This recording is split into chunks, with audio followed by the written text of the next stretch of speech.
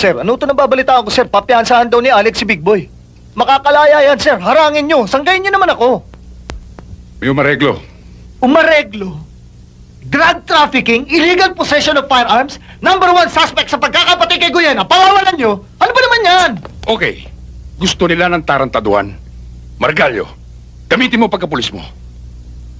Pag pikit ng araw, kalawitin mo sila sa dilim. Pulisin mo! Pag may bulilyaso, sagot ko. Yan lang ho, hinihintay ko sa inyo, sir. Sir, may habulin lang ho ako. Carry on! Salamat ho. Bilib ako talaga sa'yo, Alexander. Maimpluwensya ka talaga. Kayang-kaya mong paikutin ng batas. Pati mga pulis, ginagago mo. Pati opisyal, dinuduyan mo. Manipis na pruweba lang ang pinakita ko sa'yo, Margalyo. Kung kakapalan ko pa, pati ingargado mo, kaya kong sibakin sa pwesto. Sabi ko na sa'yo eh, matindi ang utol ko. Hindi mo ako kaya agawin sa kanya. Matigas talaga ang utol mo, Big Boy. Pero wag siyang malilingat.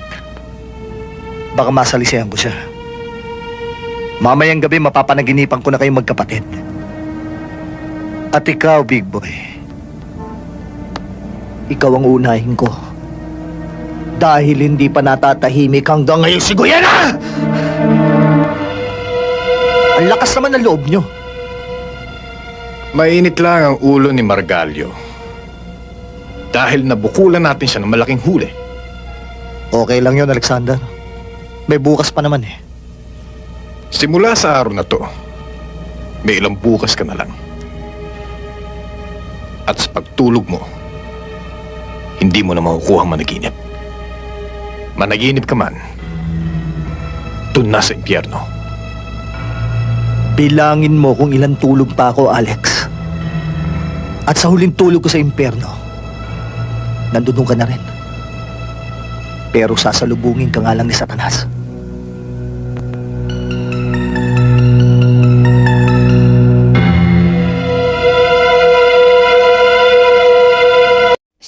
Wow! Gaano ba kayo kalapit mag-usap pati yung amoy niya kumapit na sa'yo? Ma, baby. Joy, nag-usap lang talaga kami. Oh, uwi ka pa. Sana nag-usap na lang kayo maghapon magdamag. Tang-inang pag-uusap yan, pati ba yung kamay mo, okupado? Di mo malang nagawang tumawag o mag-text para sabihin kung nasan ka? Di lang ako nakasagot kasi lobat ako. Napaka-timing naman talaga ng pagkalobat ng cellphone na yan. Like, I know kung ano-ano nang pinagagawa nyo. Joy, ano ba sinasabi mo? Hindi ko alam, hindi ko rin din alam kung anong sinasabi ko. Bakit ganyan ang iniisip mo? Anong gusto mong isipin ko? Nagtitigan lang kayo? Kumain lang kayo? Nagkape? Nagkamustahan? Niyakap ka ba niya?